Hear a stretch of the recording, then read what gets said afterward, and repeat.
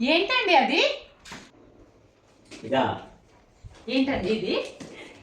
నువ్వు ప్రశాంతంగా ఉండాలని తెచ్చాను. ప్రశాంతంగా ఉంది, సరేనా? ఏంటిది? ఓపెన్ చేయి.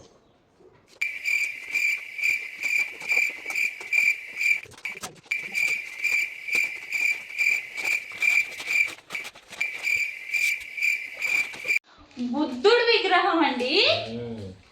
చాలా బాగుంది అండి.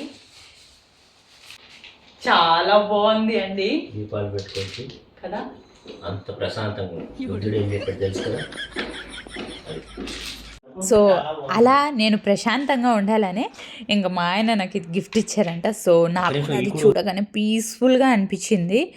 ఈ పీస్ ఎవరికైనా నచ్చినట్టయితే, ఎవరికైనా కావాలనుకునే వాళ్ళైతే ఖచ్చితంగా హోమ్ సెంటర్ని విజిట్ చేయండి. ఇలాంటి ఆర్టిస్టిక్ పీసెస్ ఉన్నాయంట ఇంకా అక్కడ. సో వెళ్ళి విజిట్ చేయండి.